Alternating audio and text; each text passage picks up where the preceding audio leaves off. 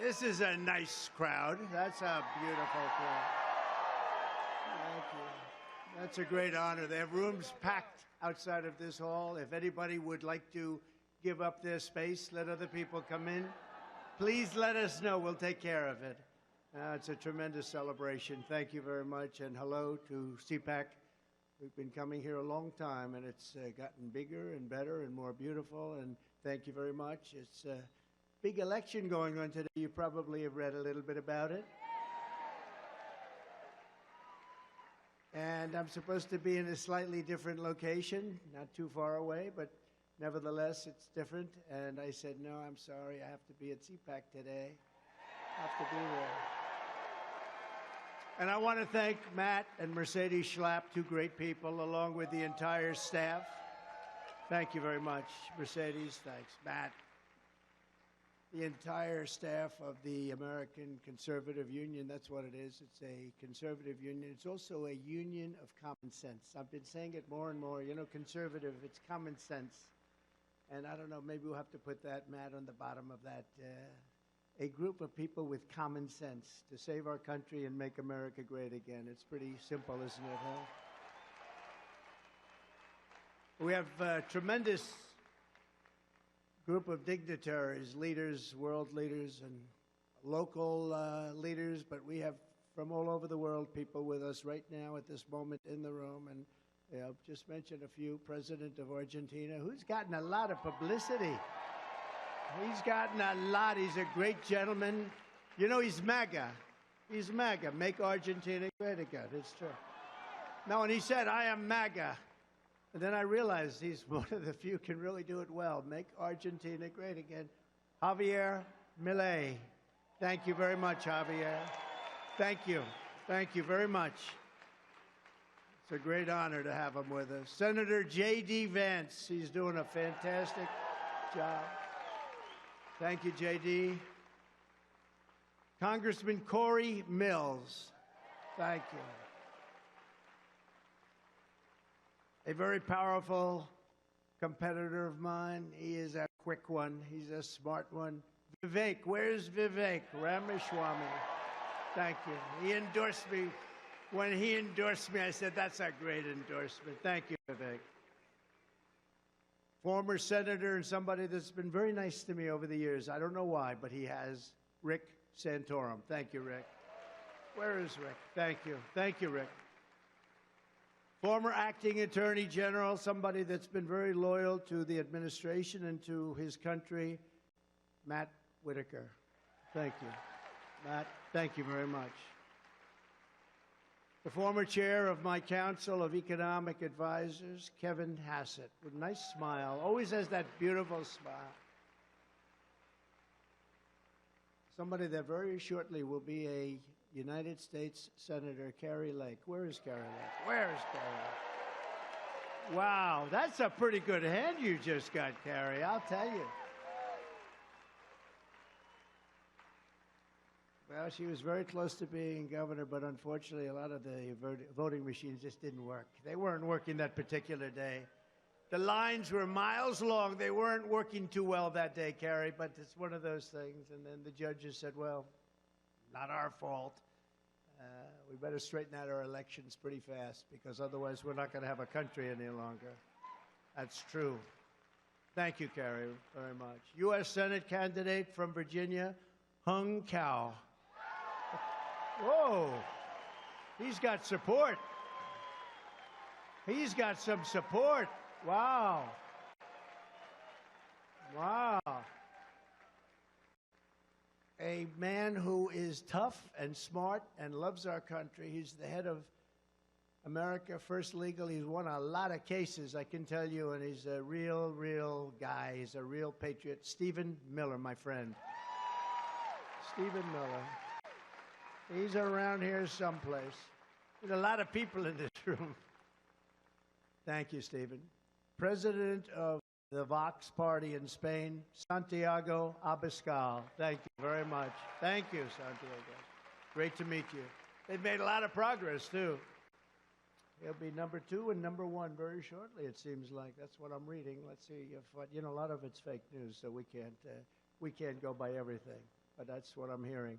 Federal Deputy from Brazil, Eduardo Bolsonaro. Eduardo, wherever you are. North Carolina GOP chair, and I think he'll be probably going to a national position very shortly, Michael Whatley, fantastic guy. And we all know and love a man who, great bravery in the administration, really a brave person. He went through hell and back, and he beat everybody. He just beat them along the way. Rick Grinnell. Thank you, Rick. The president of Moms for America, Kimberly Fletchner. That's a good group. They just gave me their award. Thank you for that wonderful award. How about Moms for America picked Donald Trump as the man of the year? Can you believe this? Have I made progress? Ah, boy. And a man, the single greatest advertiser and purchaser of advertising in the history of America, Mike Lindell.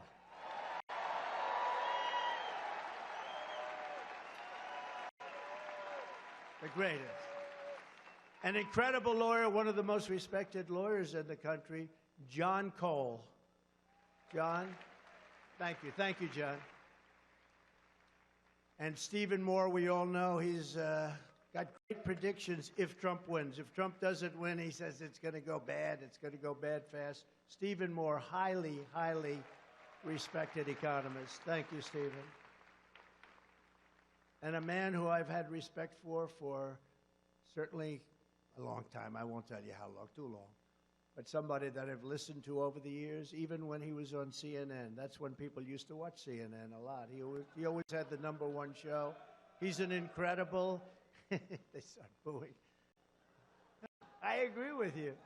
But he's an incredible guy, an incredible mind, loves our country, and he fights like hell for our country. The great Lou Dobbs. Where's Lou? Thank you, Lou. You look good, Lou. And we have Tom Fitton. We have so many people. Tom Fitton. Where's Tom Fitton? Stand up, Tom Fitton. Stand up, Steve Bannon. Where's Steve Bannon? Where's Steve? Where is Steve? Stand up, Bannon. Where the hell is Bannon? Oh, he still looks good?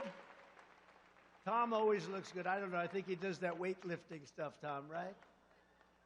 But Bannon looks good. We love Steve. We love them all. We love them all. We have so many others in the audience, and I want to say hello, but we have to get down to business because I want to win the award as the best, whatever the hell they call it, the best speaker, I think they say. Who made the best speech? And if I keep introducing people, I'm not going to win it this year. I've won it like 9 years in a row, right? I got to get going. So thank you, everybody, for being here. We appreciate it very much. We appreciate it very much. Gorka, did I see the Gorka man? Yes, stand up, Gorka. Quick, get up. How good is he? Sebastian? Seb. They call him Seb. I call him Sebastian. Thank you, Sebastian. I just spotted you. It's lucky you're nice and tall. 4 years ago, I told you that if crooked Joe Biden got to the White House, our borders would be abolished, our middle class would be decimated, and our communities would be plagued by bloodshed, chaos, and violent crime. We were right about everything. So believe me when I offer you another warning, and we've been right about so much, just about everything. If crooked Joe Biden and his thugs win in 2024, the worst is yet to come. Our country will go and sink to levels that were unimaginable. And just think about it. With 4 more years of Biden, the hordes of illegal aliens stampeding across our borders will exceed 40 to 50 million people. Medicare, Social Security, health care, and public education will buckle and collapse. It will collapse. As sure as you're sitting or standing there, it will collapse. Our economy will be starved of energy by crooked Joe's vindictive Green New Scam. It's a Green New Scam. It'll be the destruction of our country. It is indeed a scam, and most of them know it. Some of them, the fools, believe it. but most of them know it. Millions of manufacturing jobs will be choked off into extinction, and you'll have constant blockouts and blackouts and rampant inflation. Ruthless gangs will explode even more into the suburbs, and when they talk about suburban women, they're going to love me so much. They're going to say, oh, I wish we had that guy back. The gangs will be invading your territory, I can tell you that. While weaponized law enforcement hunts for conservatives and people of faith, religious, Hamas and Antifa will terrorize our streets while their brutal ideology, and it is brutal indeed, it is brutal and horrible like nobody's ever seen before, takes over our schools. China will dominate us, not just economically, but militarily, and that's what they want, and that's where they're heading, but they weren't heading there with me. I took over $400 billion out of China, and they weren't too happy about it, and then all of a sudden, we had the China virus. Now, I happen to think it was incompetence, but a lot of people disagree with that. And a declining, crooked Joe Biden. He's the crookedest, most incompetent president in the history of our country. We'll soon have us losing World War III.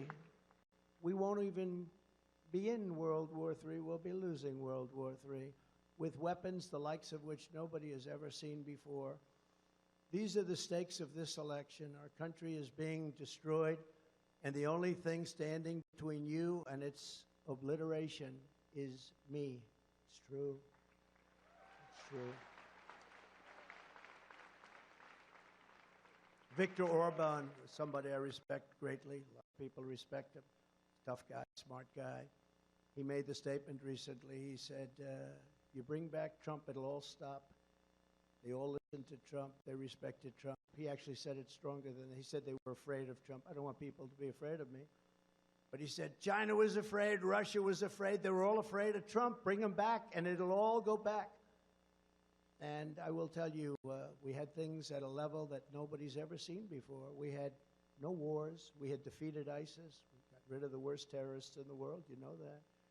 And solely defeated, we took 100% of ISIS gone.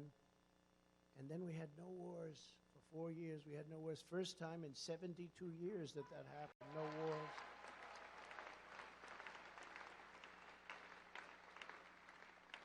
Hillary Clinton, during one of our debates, if you remember that, she said, look at him, listen to him. He's going to cause wars. We'll be in wars. No, no.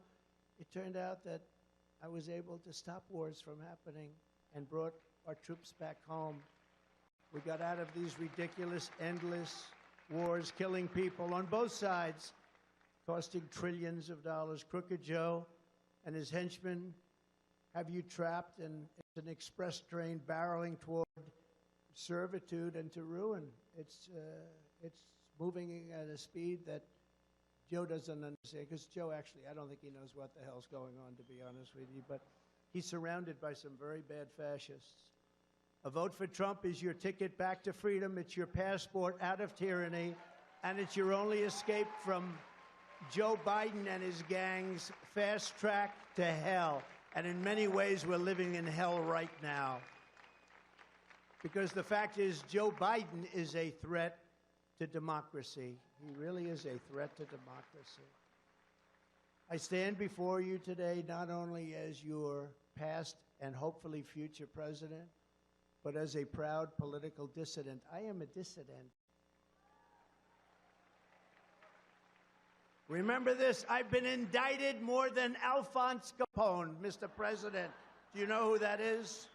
Even the president just said, I do. Scarface, Al Capone. If he had dinner with you and he didn't like the smile in your face, he thought you were mocking him by smiling, you would be dead before you got home and said hello to your wife. And Alphonse Capone, I got indicted 4 times by this gang of thugs for nothing. Or, as I say respectfully to the people from foreign countries, for bullshit.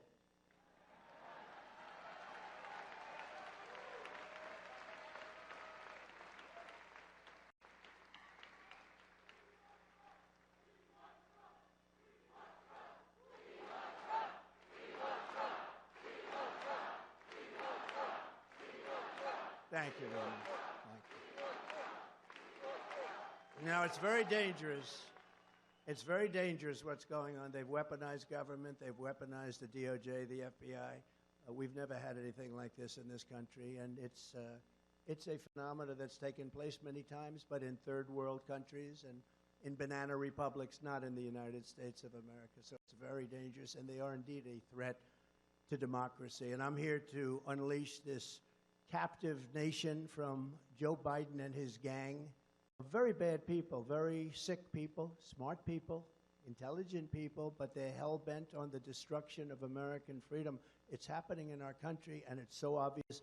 I have people come to see me from other lands where this has gone on, especially in South America, Latin America, and they'll say, the same thing happened to my country 20 years ago. It was the same thing.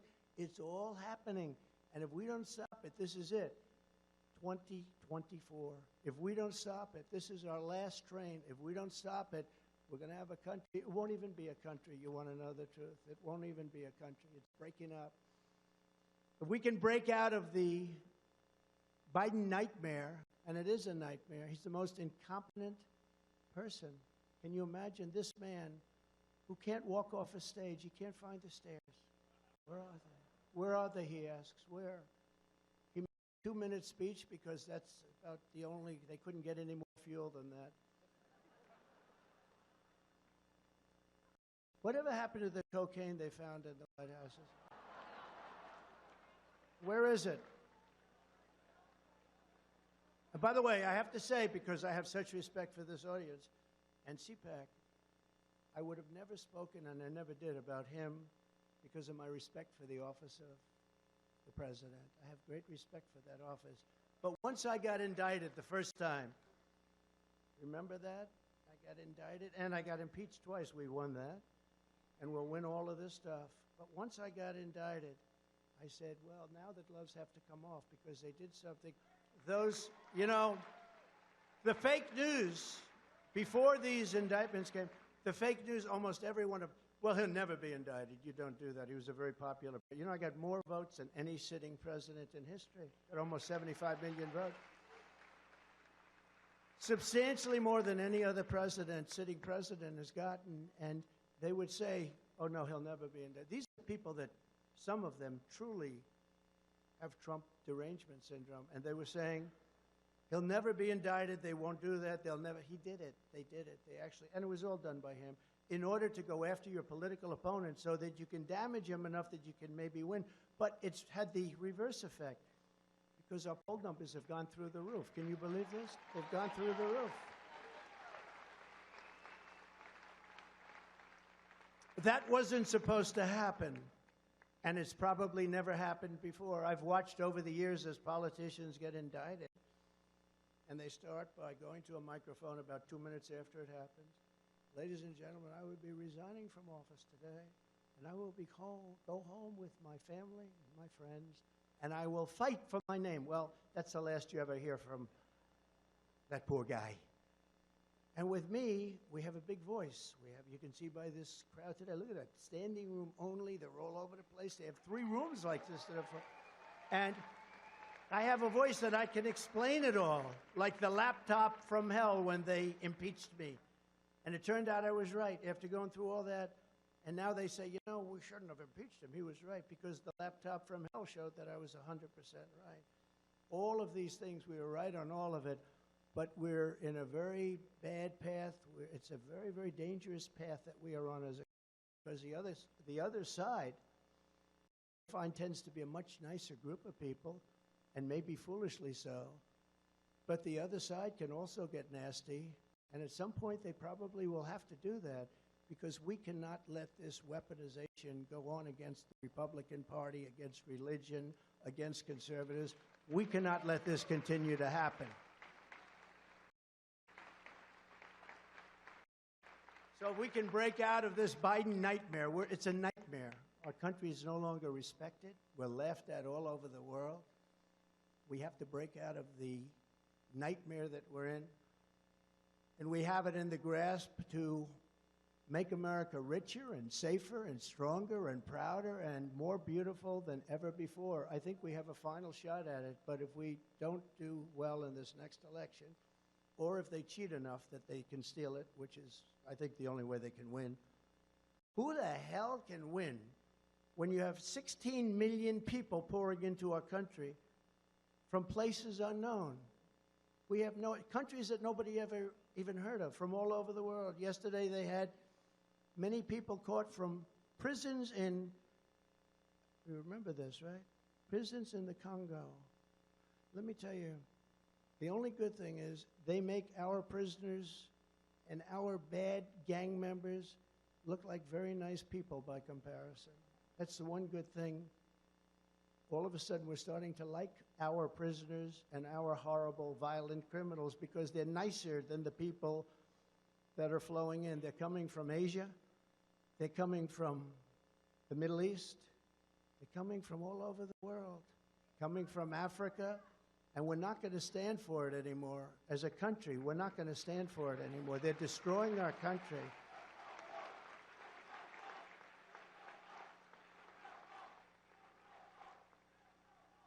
And we built think of it, we had the safest border 3 years ago. We had the safest border in the history of our country. Now we have the worst border in the history of the world. There's never been a country ever, third world countries, they've never been like this. They would have fought with sticks and stones. They didn't need rifles. We have the best in the world, but we let everyone, because we're fools. Either they want to destroy our country or they're stupid. And I don't think they're stupid, because anybody that can cheat on elections like they do is not stupid. That means they want to destroy our country. But who can win an election when you have that? Who can win an election when you have high interest rates, you can't buy a home, where you have bad education, where everything's woke? We did things that nobody can imagine. So many things. 1,000 elements we did. We have a book, the 1,000 things. We did things that nobody could even imagine. And then all of a sudden, something very bad happened. Israel would have never happened. The attack on Israel would have never happened. Remember, Iran was broke. They were broke. Ukraine would have never happened. I talked to Putin a lot. I got along with him well. Although he did announce the other day that he'd much rather see Biden as president. And I agree with him. I agree. Because, you know, I ended Nord Stream, right? I ended Nord Stream. Nobody ever heard of Nord Stream 2. That's the biggest pipeline in the world. Going into Germany, what's that all about? We defend Germany and Europe, and then they go and pay billions of dollars to the people that we're defending them against. How do you figure that one, right? And I stopped it. It was over. And then Biden comes in, and within 3 days he approves Nord Stream. But he kills Keystone Pipeline, right? He kills Keystone. He approves the Russian pipeline, the biggest in the world. Billions and billions of dollars a month come flowing in. But he ends the Keystone XL pipeline. And then they say, Trump is too nice to Russia. I'm nice. I'm the one that gave him the 100 javelins, the thousands of javelins that knocked out the tanks, but they knocked out 100 tanks in the first 2 days with javelins that I gave. Remember, they said Obama gave pillows and Trump gave javelins. And then they say, oh, Trump was so nice to Russia. Putin would say, if you're being nice, I hate like hell to think of what you'd be if you were not nice. But we were tough, and we were smart, and we were right. We were right just on everything. We were right. And what they've done is unthinkable. What they did with the border, allowing these people to flow in, is unbelievable. But to achieve a great future, we first have to throw off the chains of our out-of-control political class, and that begins with telling crooked Joe Biden, you remember The Apprentice? Crooked Joe Biden, you're fired. Get out of here. Get the hell, you're destroying our country. You're fired, Biden. Get the hell out of here. Right?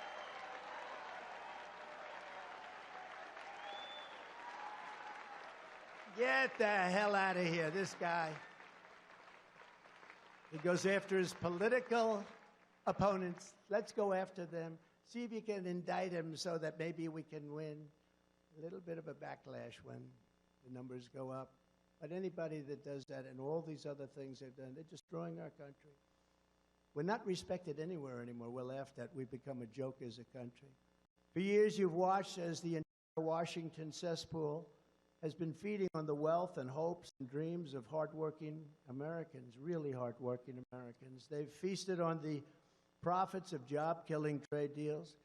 They've gorged themselves on the spoils of endless wars.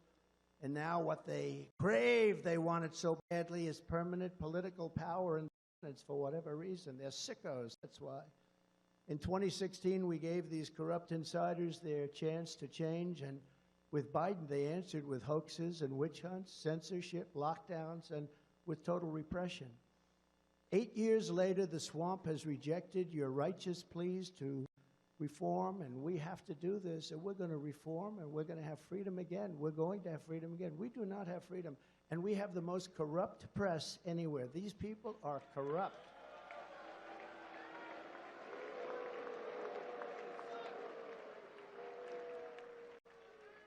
They are corrupt. Not all of them, about 92%.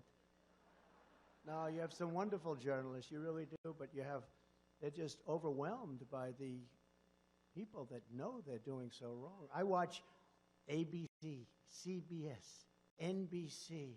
I mean, it's so, I don't even talk about CNN because nobody watches that anymore. MSDNC is horrible, horrible. But fortunately, not a lot of people are watching them anymore. They've tuned out. But the press has to straighten itself out. You know, they're all doing badly, and they're doing badly because they're fake news. That was another one we called, right? Fake news. The only problem with that term, it's not strong enough. I wish it was stronger. At the ballot box this November, it's you and the people you have to be, and we'll deliver a reckoning like they haven't even imagined before. We're going to straighten out our country. We're going to bring our country back. For hardworking Americans, November 5th will be our new Liberation Day, but for the liars and cheaters and fraudsters and censors and imposters who have commandeered our government, it will be their Judgment Day. Their Judgment Day.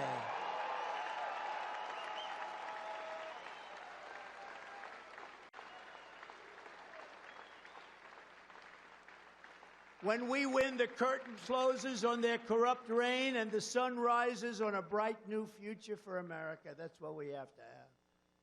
I believe it's our last chance. You know, I used to say how important in 2016 that you got to do it. It's the most important election. I meant it, but that was nothing compared to where we are now. We had a big border problem, and I solved it. So much so that in 2020, I couldn't even mention it. I'd say, let's talk about the border. Sir, you've solved that problem. You don't have a border. I don't care. I want to talk about the border. I talk about the border. Everybody would sit there. They wouldn't even say anything because we had no problem. I solved it. But who would have thought that now we have a border problem that's 20 times worse than what we had in 2016? 20 times. And we'll solve that one too. But it's going to have to be very strong action, and it's going to have to happen fast before our country is just totally overwhelmed. Your victory will be our ultimate vindication. Your liberty will be our ultimate reward, and the unprecedented success of the United States of America will be my ultimate and absolute revenge. That's what I want. Success will be our revenge.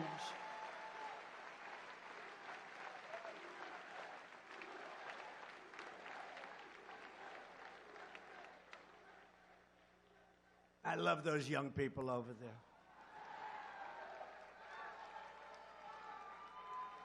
But have you seen, the closer we get to this magnificent liberation of our country, the more desperate the Biden regime's evil persecution against us has become.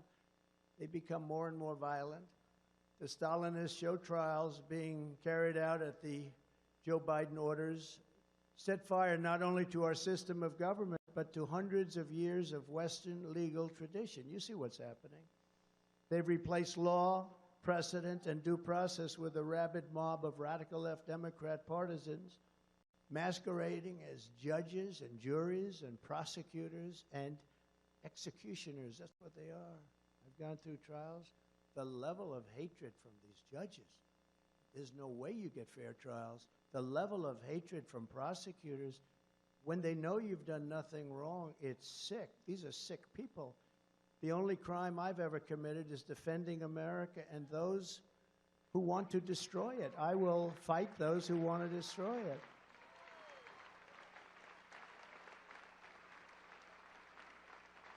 And they're very angry at me because I won an election that wasn't supposed to happen, and they were caught off guard. And they said, we'll never let that happen again.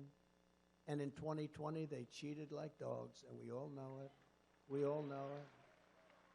For that and that alone, Biden and his deranged prosecutors, attorney generals, local district attorneys are trying to take away my liberty. They're trying to take it away. They're trying to steal my liberty.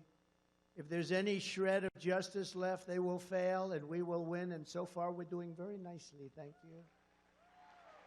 But I'd rather lose my freedom than surrender to this group of thugs and tyrants, fascists, scoundrels, and rogues. The more the corrupt establishment tries to stop us, the more you know the day is near at hand when we will break free from their grip. We're going to break free very soon. We're going to break free from their grip very soon.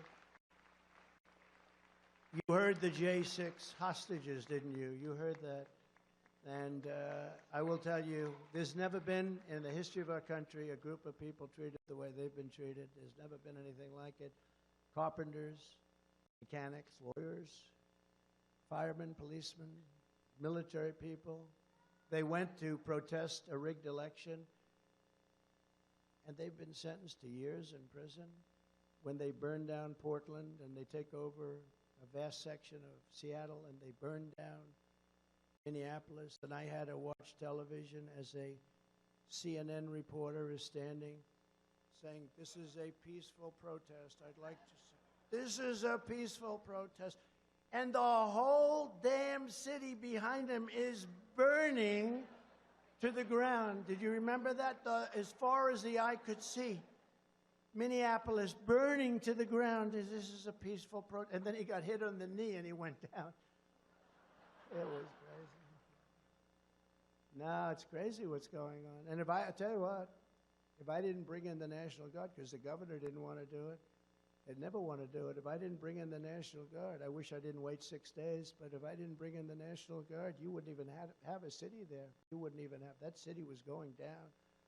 They'll only motivate us more to make America great again. We have to make America great again. That's our mission. People say, what is your mission, sir? I remember when Ted Kennedy, he was actually a friend of mine, slightly different viewpoint on life, but he was a friend. But they asked him a question, it took him down. What plans do you have for America? Why are you running? And somehow, you know, that's a much harder question than you think, because, you know, you're answering all the little details. Then they ask, what are your plans for America? It took him down, actually took him down. I just say, my plans are very simple. Make America great again. That's all I say. Make America great again. Very simple.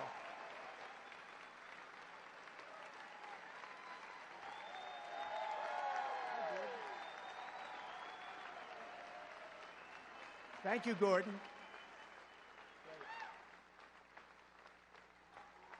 The first and most urgent action when we win will be the sealing of the border, stopping the invasion, drill, baby, drill, send Joe Biden's illegal aliens back home. We'll do all of those things, and we're going to have to do them fast because no country can sustain what's happening in our country. You look at New York, where I originally came from. I love New York. And you take a look at what's happening. Hundreds of thousands of people, they've taken over the streets, Madison Avenue. They've taken over Queens. They've taken over Brooklyn and the Bronx. They've taken over the whole city.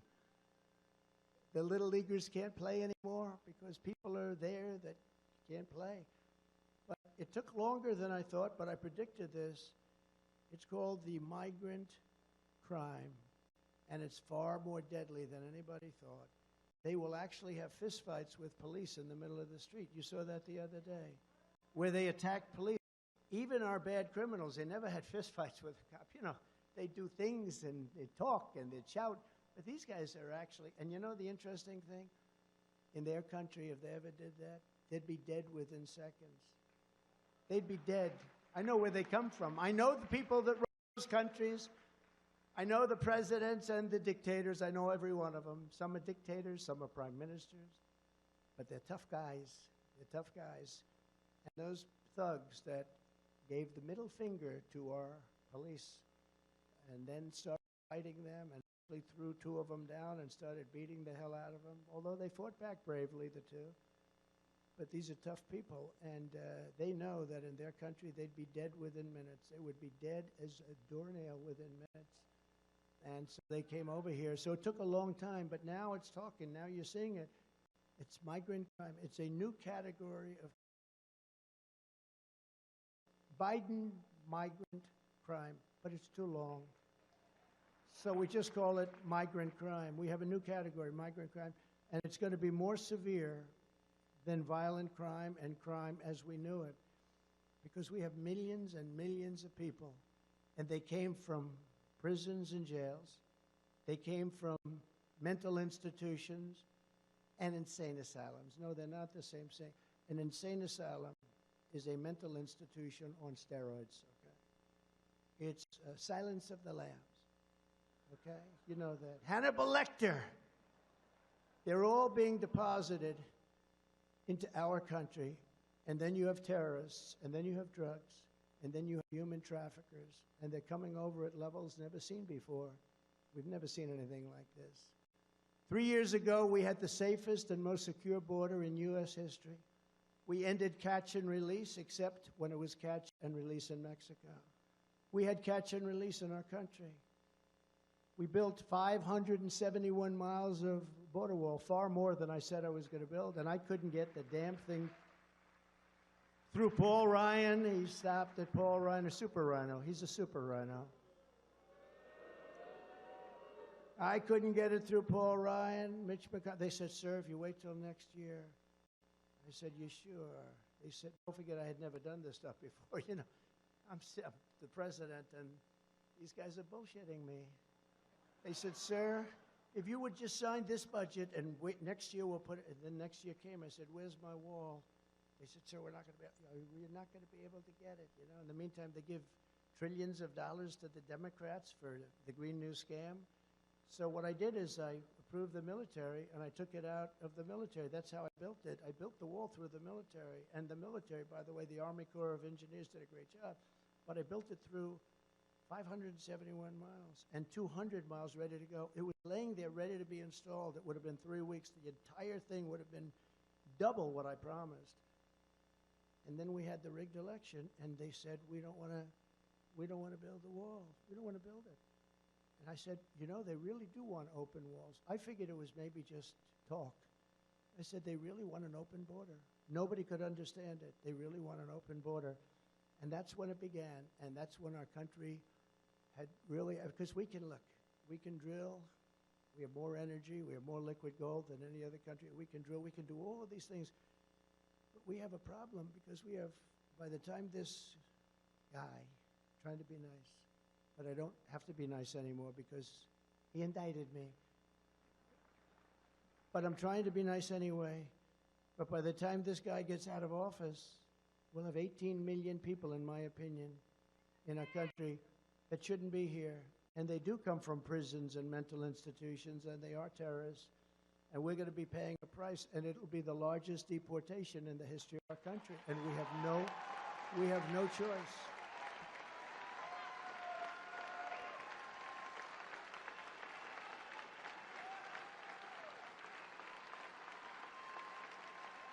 And it's not a nice thing to say, and I hate to say it. And those clowns in the media will say, oh, he's so mean. He's so, no, they're killing our people. They're killing our country. They're killing our people. We have no choice. You know, when I went to Mexico, I said, Mr. President, you're going to have to give us 28,000 soldiers because the caravans, that was another name I came up with. I come up with good names.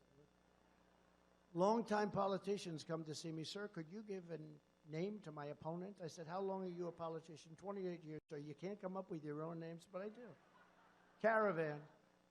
But I went to the president of Mexico. I said, they're coming through your country, and thousands of people in these caravans. They have one coming up now, supposedly 25,000 people. They're going to walk right into our country. We have no idea who the hell they are.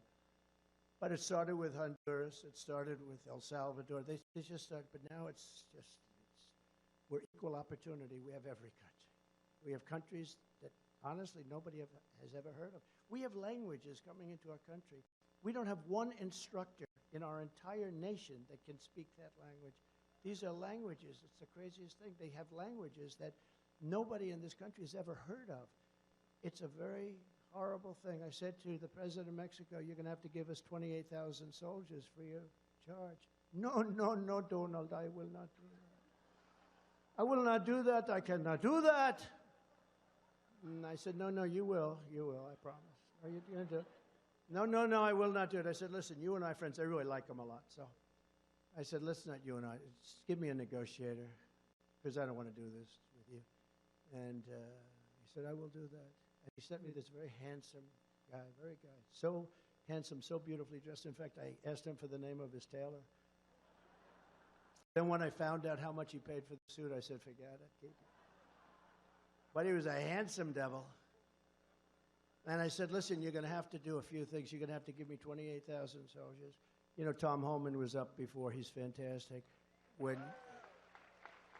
And he does go around saying, I love this guy. He says, Trump was the greatest president in history, and on the border, there has never been in his lifetime any president that was even close. And he's right about that. He's right. I mean, we know the results. But Brandon Judd, you have unbelievable people. All they had to do is leave it alone. But I said, you have to give us 28,000 soldiers. No. Then the new guy comes in, the representative. Yes, sir, what can I do? Now, I asked Tom Homan, Brandon Judd, and a person from the State Department, a wonderful woman. She's been there for over 20 years. She's covered Mexico for over 20 years. She knew it, and she was competent. She was good. She wasn't a good negotiator. And I said, what would you like? Give me your top. I want a top 10 list. Well, sir, we'd like to remain in Mexico, but we've been trying to get that for years. You won't be able to get that, and you won't be able to get a catch and release in Mexico. You know, we have catch and release in there. We catch a criminal and we release him in our country. I said, no, no. Catch and release is fine in Mexico. Title 42, I want. That's with the sick people and with the children. You've got to get the children back to their parents. All of these things. They gave me a list. But they thought they were wasting time. It was a list of 10 things, tough things. Just ask Tijuana if they were tough. Tijuana became one of the largest cities in the world all of a sudden. They said, what the hell is going on? So this guy comes in, and I say, look, number one, I want 28,000 soldiers free of charge. And he goes, oh, we're not going to do that. We're not doing it. He thought I was crazy, by the way. I said, oh, no, you're going to do it, 100%. No, no, we're not going to do it. I said, you're going to do it. I guarantee you, you're going to do it. He goes, no way. I said, way. And he said, we will not do that, sir. We will not do that. I said, here's what else you're going to do. Remain in Mexico. Nobody comes into our country until they're checked at the border. You're going to do remain in Mexico. You're going to do catch and release into Mexico, not into our country. You're going to do all sorts of things. You know, we had a lot of medical problems. People were coming in deathly with a disease, highly contagious disease. I said, I don't want our people catching these diseases that we never even heard about. They have diseases nobody's ever even heard about. I'm sorry. I feel badly for the people, but we don't want to have this contagion in our country. I'm sorry. And we did that. So we had a list of these 10 things, one tougher than the next. And he said, we're not even going to think about this. And the person from the State Department, this really good woman, but she said, sir, you're just going to be wasting your time. And I said, all right. I said, I'll make you a little bet. I'll bet you I get all 10 within minutes. And she thought I was crazy, too. So after he said, no way, I said, way. And then I said, here is what's going to happen. If you don't approve this and if you don't give us those soldiers, and their soldiers are not politically correct. You know, our soldiers, if you say, excuse me, madam, you're not supposed to be entering our country. Ma'am, please don't enter our country. Then they get indicted because they talk to her too rough, you know. We have the greatest soldiers in the world, but they're not allowed to do their job. I proved that with ISIS. Our soldiers knocked the hell out of ISIS once I took over and took it away from our fake television generals. We have great generals, but not the ones like Milei and these guys on television. They're fake. I had generals that were really tough. I had generals that I had to hold back, okay? We have great military, and it's only woke at the top. I don't think it can ever be wokenized. at the lower levels, because these are great people, tough people. I really don't believe they could do it. It was only at the top. And remember, when I let them go, 4 weeks. We were told 4 years, and it probably can't be done. I knocked it out in 4 weeks. Our military is great. I said to one of the generals, "What's your name?" "Kane, sir. My name is Kane." He looked better than any movie actor you could get. "My name is Kane, sir." I said, "All right, Kane, what's your first name?" "They call me Raisin." I said, "What?" "Raisin, sir." "Your name is Raisin Kane?" "Yes, sir." "I love you. You're the man I'm looking for. You're the man I'm looking for." And I said, "Why is ISIS so tough?" He said, "They're not tough, sir. They just don't let us do our job." I said, "Why not?" He said, "Because," this is after I flew to Iraq. You know, I flew to Iraq in a plane. Some of you know the story. It was all dark. After spending 20 years and $1 trillion, we can't turn the lights on in a plane. I sat with the pilots, the most handsome human beings I've ever seen. Not my thing, but they're handsome. Not my thing. Not even a little bit, but they are handsome. Central casting. Better looking than Tom Cruise and taller. Okay, let's do it. So, I'll deviate on the story. Now, by the way, when I deviate, they'll say, "Oh, he went from..." No, no. A really smart person can go through various stories, always come back and conclude everything. Okay. Don't worry, we'll get back to Mexico. But this is almost, right now this is more exciting. So the plane's off. I say, "Why are you doing that?" "Because, sir, we're flying over an area that's very dangerous, where we spent 20 years eradicating." And so I said, "I want to go sit with the pilots," because I often do that.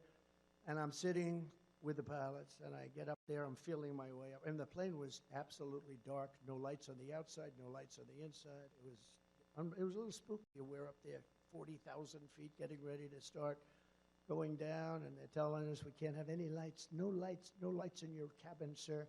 And then they pull down the shades anyway. So I'm sort of feeling my way. I get up there, and I see this captain with the crew cut, the whole deal he's got. "Yes, sir, it's an honor to be with you, sir." And I said, "Captain, I don't see any lights. You know, we're getting close." "Is there a problem out there, Captain?" "No, sir, we'll be landing in less than 30 minutes, sir." I say, "All right," and I'm sitting in a seat that's right in the back between these two handsome human beings. And, you know, they always give the best pilots, Air Force One and Marine One, the helicopters you have, which is good. One thing you know, you got great pilots. These are the best. And so he said, "No problem, sir. We'll be landing in a little while." And then 10 minutes go by, 15 minutes. I haven't seen one light. There's nothing. It's like, and I'm getting a little nervous. You know, do you ever see? I'm trying to act cool as a cucumber. And it's, if you know anything about planes, you have the I call it the computer voice. It's the most beautiful voice. If I had that voice, I would have been president 20 years earlier. But the most beautiful voice, so professional. 1,000. That means you're 1,000 feet over the ground. Now, I haven't seen a light. I haven't seen anything. It's just dead. There's not anything. That means we're like really low. We have this massive plane, and we're just right off the ground. Then it goes 900, 800, 700, 600. Now, we're 600 feet off the ground.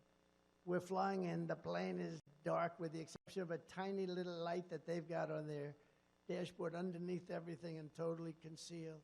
There's not a light anywhere. I've never seen anything. It was like dark. 500. I said, "Captain,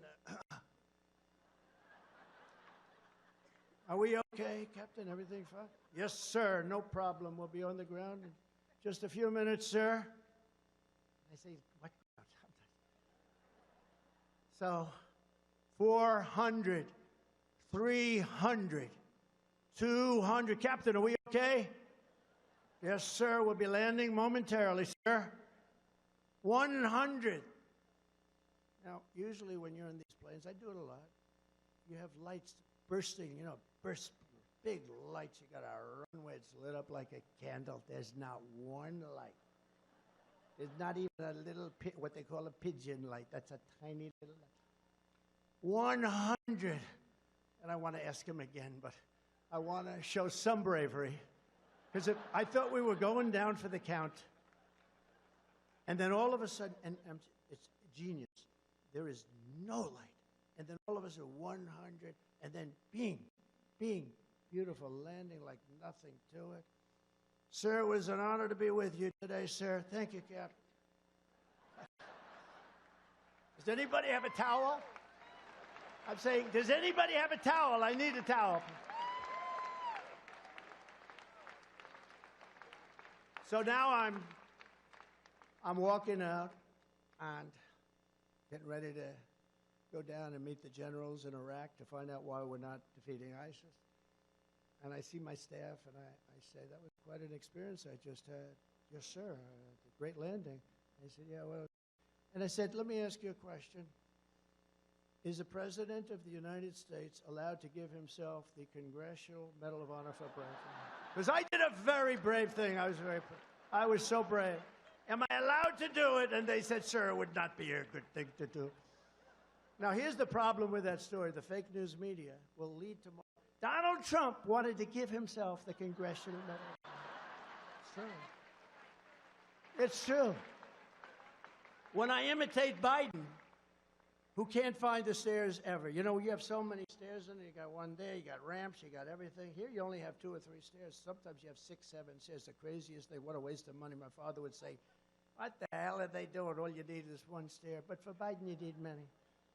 But when I imitate him with the stairs, because he never can find his way. If you ever see Secret Service runs up and grabs him and, you know, helps him off the stage. This is what we have negotiating nuclear weapons. So he finishes his speech, and do you ever notice? He finishes it. The speeches last about, would you say, average 2-3 minutes, right? Very quick. They're very quick and not good. Not good. But the press gives him good marks. I remember when he made such a bad State of the Union speech. Everything was stumbling, mumbling. He didn't know what the hell he was doing. And I said, I'm going to watch CNN, MSDNC to find out what they say, because that was one of the worst speeches.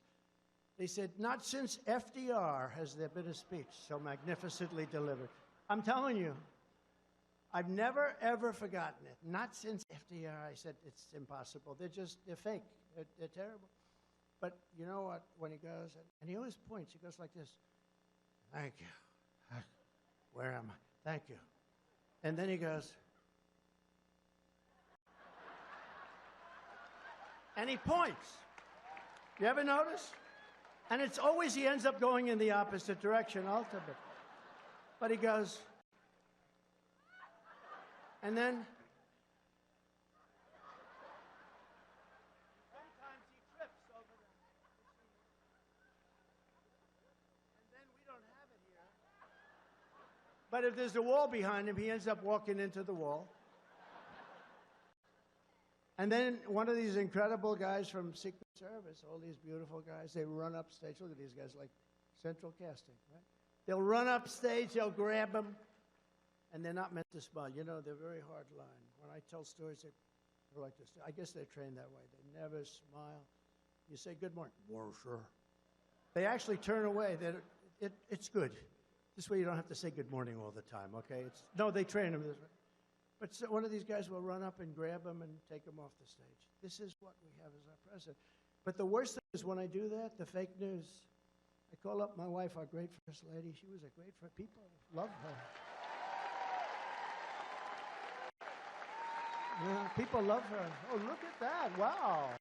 Mercedes, that's pretty good. Yeah, she's good. And she loves our country, and she loves the people. It's true. When I give these big rallies, we give rallies, they say, we love our First Lady. They have signs, we love her. They always show a high heel, you know. But we love our First Lady. But I call up our First Lady, I say, so, baby, how good was that? She goes, you were okay. She's a very tough critic. I'll go into a group, I'll speak in front of 55, 56, 68,000 people sometimes. I'll call her up and say, how good was I tonight? Was that unbelievable? She goes, well, your hair didn't look good. Oh, that's not good. But it's very hard to get like, you know, once in a while she goes, you were really good tonight, but that's like a major. But I said, in this case, I said, how good was that tonight? She said, you were really good tonight, but what happened? You couldn't find your way off the stage. Because the fake news said Donald Trump couldn't find his way off the stage. I said, wow. Or when I interject a name, like I go, our president, Barack Hussein Obama. Rush Limbaugh, remember? He would always, right, Seb? Rush would go, Barack Hussein. You couldn't hear Barack or Obama, but the name Hussein, he'd be screaming. I don't know exactly what he meant by that. I think I do. But he'd go, Barack Hussein. So I'd go, Barack Hussein Obama, our president, has done this, this. Now, I meant that because there are those people that say he's running our country because Joe is not strong on aptitude. So there are those. We don't know that that's true. But they go out and they say, Donald Trump, headline. Donald Trump doesn't know who the president of our country. He thinks Obama's the president, Lou. Look at the great Lou Dobbs. He thinks Obama is the president. So when I'm sarcastic, because I'm sort of a sarcastic guy, I find humor in sarcasm, but it's very dangerous to do because they take it very seriously. But it's a very serious because of what happened. To finish the first story, what happened? Hey, by the way, isn't this better than reading off a frickin' teleprompter? Right? Right? Anybody can do that except for Biden. Anybody can read off a teleprompter except for Biden. He can't do that either. He can't do that either. He asks questions. News conference. Hey, when I'm in a news conference, people with these maniacs, these lunatics are screaming at me. They're just screaming like crazy. And, you know, you take them, and I love it. You know, it's like a mental challenge. It's horrible people. But they're screaming, and you're answering, and you get them. And then sometimes they get in trouble because they said you were too tough, or you were too nasty, too this. The people don't like that. I understand that, too. But he asks, like, a question, and it's,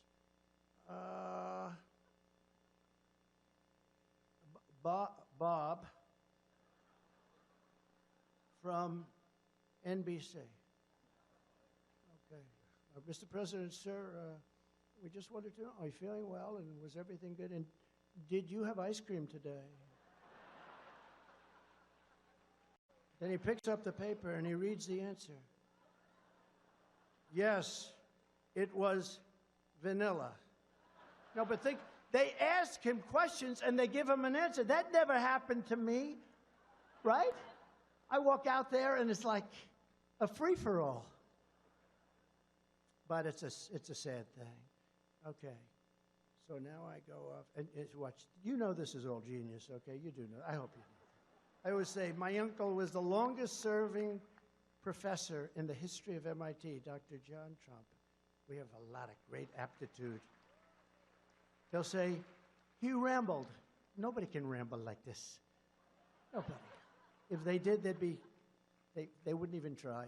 You know what? They go step by step, and they would never get off that sucker.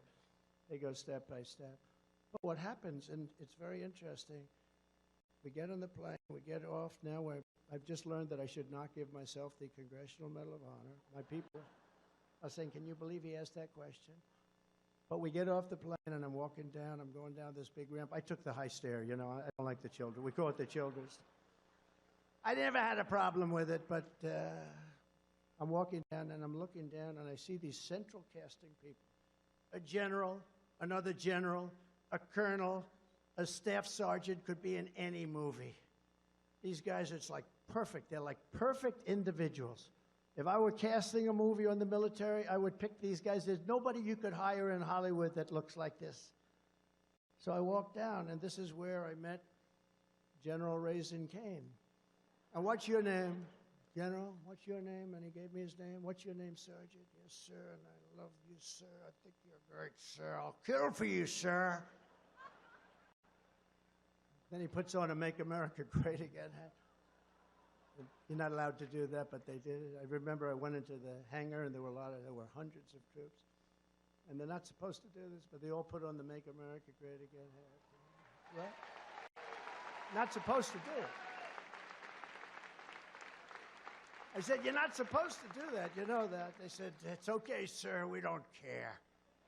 We don't care. And I met these people, and I said, so what do you think, General, sir? Would you like to rest up? See, this is before Biden. See, if I had Biden, I'd say, I'm not Biden. But we didn't know how bad he would be because we hadn't been tested yet. Sir, I said, he said, would you like to rest up for a little while? Then we'll have a meeting. We're all set. And this place is like all bunkers. No windows, no nothing. It's all bunkers, real stark, but beautiful in a certain way. Billions and billions of dollars it cost many years ago. And I said, no, I'm okay, General. Let's get the business. He was probably surprised. So we started.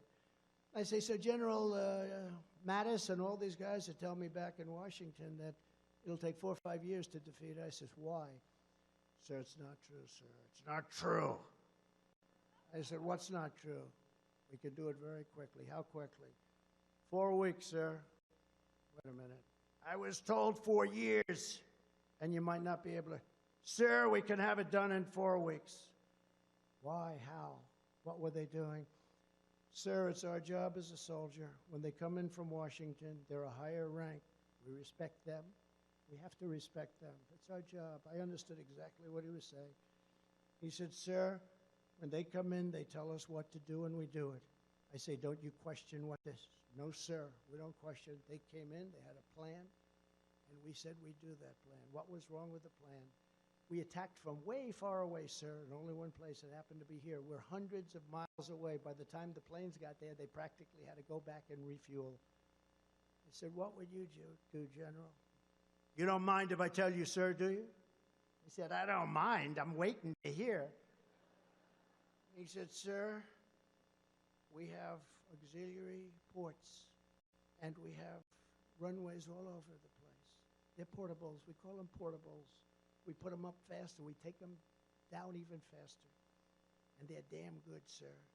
What I'd do is I'd hit him from 9 different locations. I'd hit him from the left. Now he's getting excited.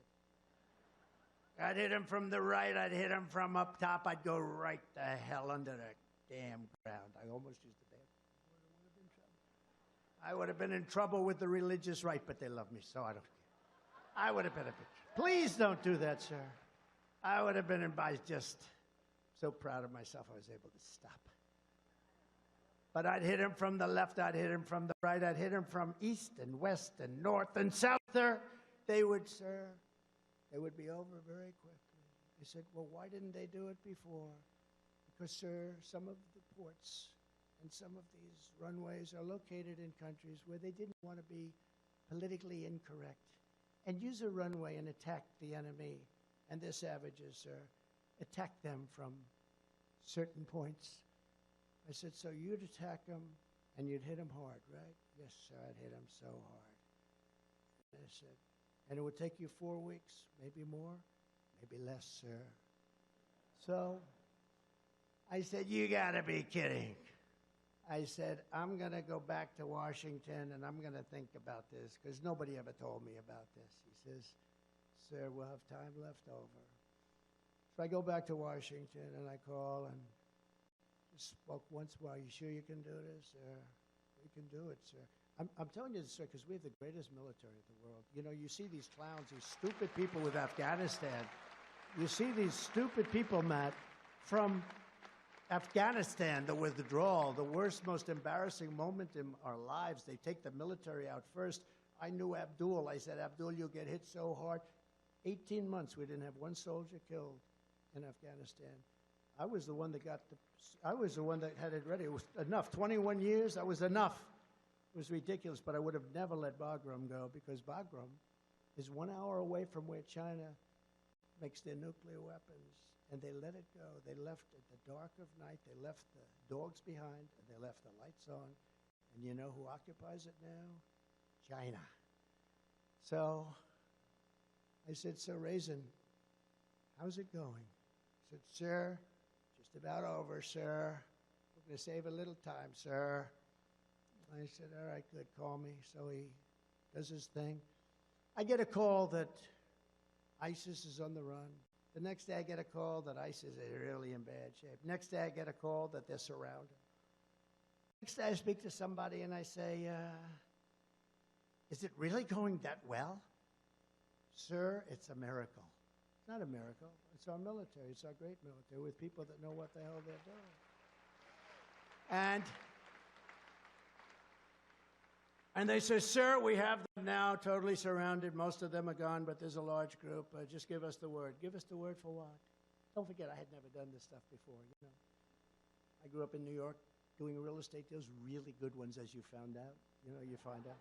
Even though they want to take as much money as they can away from me. I think we're going to fine him $450 million. Let's give him a fine. Usually get a $500 fine. I get a $500 million fine. These people are sick. It's all part of weaponization, and it can't be allowed to happen. But I said, "What are you talking about?" "We have, sir, a large group, and we're ready to extinguish them. We're ready to send them to hell."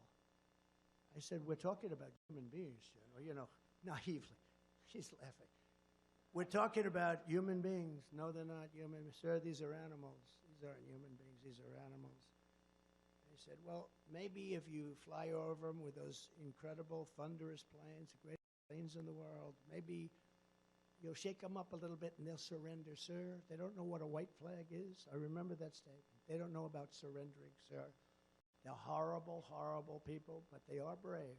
They're not going to be surrendering. "Well, let's try it. 2 days. Fly over them back and forth, low as hell." "Well, we got a couple of bullet holes in our planes, but we'll do it if you want. Just give it a shot."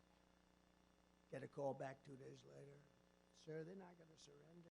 We've been doing it now for 2 days, back and forth, back. Give me the order, sir." I said, "You got the order. Thank you, sir." A day later, I get a call. "We have defeated 100% of ISIS." Isn't that a great story? Isn't that a great story? Right, Mike? 100% of ISIS.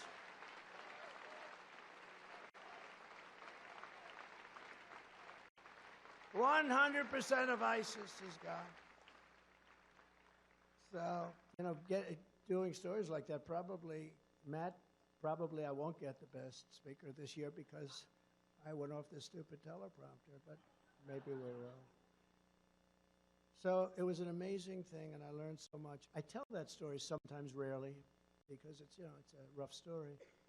But I tell it because you have to know what a great military we have if you let them do their jobs. And I equate it with our police and law enforcement people. We have the greatest law enforcement people in the world, but they're not allowed to do their job. It's the same exact thing.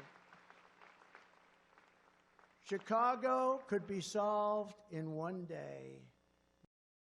Could be solved in a half day. The New York police, I grew up with them. They're the greatest people. Now, a lot of them have left and they've gone down to other states and they've retired. But you have great people. And they can do their job if they're allowed to do their job. But they don't want to lose their pension. They don't want to lose everything. When you see these department stores where 300, 400, usually kids walk in there with the masks on and rob the store, destroy the store, millions of dollars. Then the store closes. The whole thing starts to collapse, the city. I could solve that problem in 1 day, in 1 hour, in 1 minute. When the word got out that we took a very tough action, when kids walk out with television sets, like brand new, beautiful $2,000 television sets, and they're walking out, and the police are told, stand down, don't do anything. If the police would be allowed to do their job, and they would do it really strongly, it would end. That whole phenomena would end immediately. It would never happen again. You don't even have to do it in every city. All you have to do is do it in one. That's why I'm giving immunity to police, so that they stop crime, because they don't want to get sued. They don't want to lose their wife, their family, their pension, their house. It would stop immediately. So when I equate the military story and I talk about what they did and how we defeated ISIS. It's the same exact thing for the police. We have the greatest police. They could stop it in Los Angeles. They could stop it in New York. They could stop it in Chicago. They could stop it everywhere. But they're not allowed to do their job. And if they do their job, they lose everything. They lose their pensions, their house. They lose their family. And we're not going to let that happen anymore because our city's all run by Democrats, radical left Democrats for the most part, but Democrats. It's a cesspool. It's a cesspool. Okay, now we go back to one little final story that I have to finish. So as you remember, the president of Mexico sent a representative.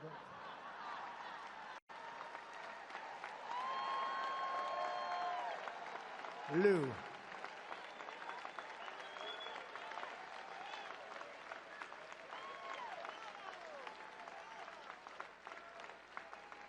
See, they'll say he rambled. He's cognitively impaired. No, it's really the opposite. It's total genius. You know that. It is. It's total genius. These fakers up there, he rambled on endlessly, telling these horrible and very boring stories. No, they're very informative stories. They're very important stories, actually. But no, there's no cognitive problem. If there was, I'd know about it. In fact, if there was, you'll be the first to know because I will tell you. I will tell you. But so what happens is I'm talking to the gentleman, and he's very confident. And I said, no, you're going to do it. You're going to do it. And he thought this was a weird conversation because he kept saying no. I said, no, you're going to do it. 100%. Don't even think about it. No, I said no. But, sir, I said no. How many times do I have to say no? I said, say yes. And he said, I can't do that. I said, here's what I'm doing. It's Friday evening, starting Monday morning at 7 o'clock. Mexico is going to pay a tariff of 25% on all of the cars that you stole from our country, by the way. You know, they stole 32% of our manufacturing cars. The United Auto Workers are going to vote for me, all those people, because that deal they made with China. All-electric cars. The all-electric mandate. Everybody has to have an electric car, which doesn't go far. Got a couple of problems. Doesn't go far. Doesn't work in cold weather. Remember, 4 weeks ago, I won in the largest margin ×2 history in Iowa. And it was 40 degrees below zero on election night. 40 degrees. This was serious cold. If I walked from here to here, let's say that's 5 yards. I was freezing my ass off by the time I got there. This was so cold. You never saw so many electric cars pulled over to the side of the road. You could have had any one of them. I don't know what the hell the people did. I guess they saved them in some way. But no, they don't go far. And these are the people we have making decisions. No, you want to have everything. We want to have choice. Like in school, we want to have choice. And with cars, we want to have choice, right? You know? We want hybrid. So I said, I'm going to sign this document, and at 7 o'clock on Monday morning, everything, including cars. And by the way, Mexico is our #1 trading partner. Who the hell knew that? Can you imagine? Mexico is our biggest trading partner. And you know why? Because I put so many tariffs on China that they really had to pull back. And we saved a lot of businesses. We saved the steel industry because of it. But Mexico is our biggest trading partner. I said, you're going to pay 25% tax or tariff, call it whatever you want. It's similar, but not actually. And you're going to pay it on every single thing that comes in from Mexico into the United States. And like every other country, they rip us off big, big. We don't have any good deals. I changed the South Korea deal. I changed the Japan deal. I could sit down and do nothing but change deals. I said, who the hell negotiated for the United States? And then you wonder why we have a $2 trillion deficit. Now, if you look at it now, it's gotten to a level that nobody can even believe. It's so bad under Biden. But I said, that's what's going to happen. And that's going to be a hell of a lot more than 28,000 soldiers. And I'm okay with it. But I'm ready to sign it. You just tell me when to sign it. Sir, may I? Now he's doing this. He was a very confident man just moments before. Now his collar is pulling. He can't breathe. Sir, may I call our president, please? Absolutely. Please give him my warmest regards. And I I said, would you make it quick? I'm late. I got the Russia hoax to take care of. I got to take care of that hoax, Mike. So make it quick on how much time. Think of what I could, right? Think of how good I would have been. So he comes back in 5 minutes and he said, sir, I'm pleased to tell you that it would be our great honor to supply you with 28,000 soldiers free of charge.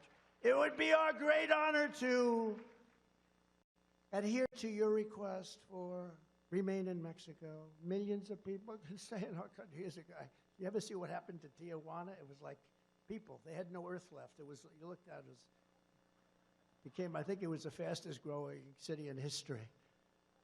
Tijuana, nice place. But we have, I said, what about catch and release in Mexico? Yes, sir, we'd love to have you release people that you catch, prisoners and murderers.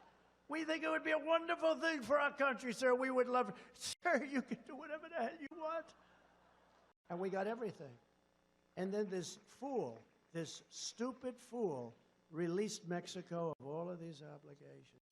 And then last week, for the first time, I can't even believe it, I heard Mexico saying, we're not going to negotiate with the United States unless they give us $10 billion.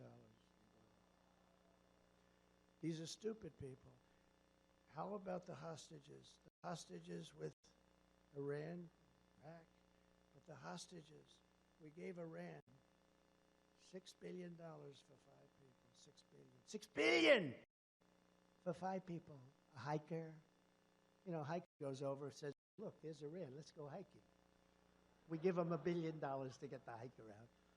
We gave them $6 billion, and then we gave $10 billion because they supplied some electricity to Iraq. What the hell do we care if they supply it to Iraq?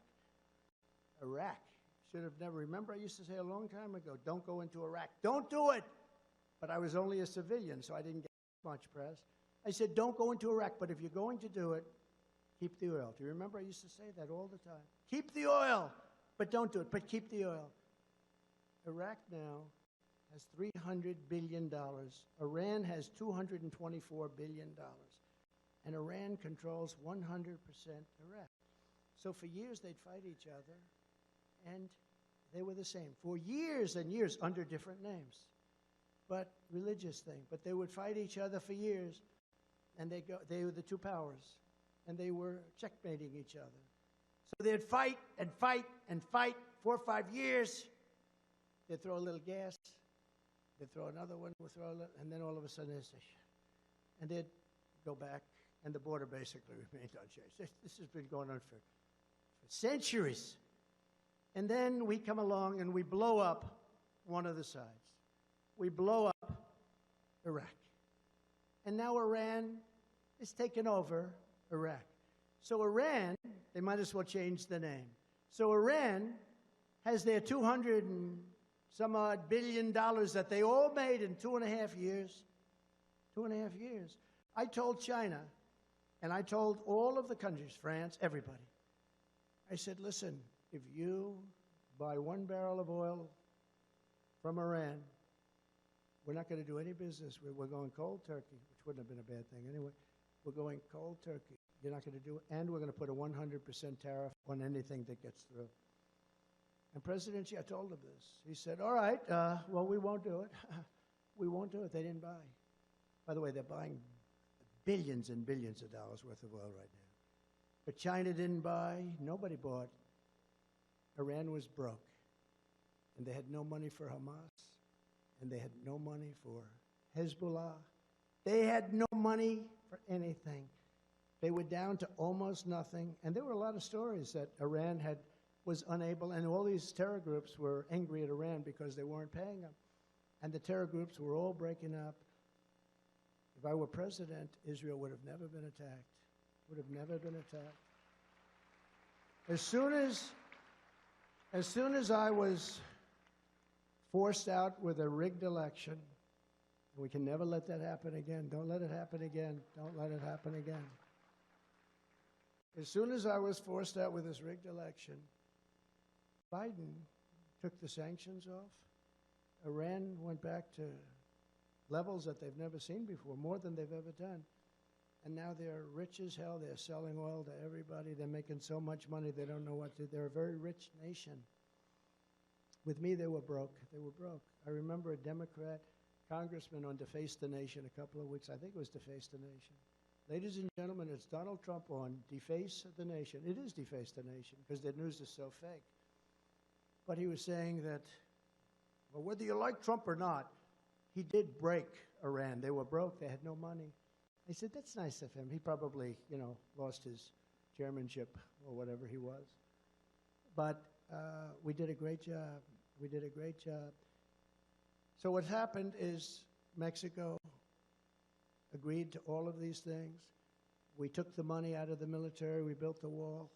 We had the safest border in the history of our country. The history of our country. And it was very interesting because we built the wall, but a lot of people were coming up at the beginning. Once they saw that I meant business, once they heard some of these stories that I'm telling you right now, they didn't come. They weren't coming.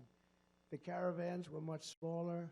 The people trying to get in was a much easier situation to handle. When you have an idiot like Gavin Newsom saying, if you come up, we're going to give you pension funds, you're going to have pensions, we'll give you a mansion. Do you ever see the things that he's promising? Free health care, free education. Who the hell wouldn't? I may move there myself, actually.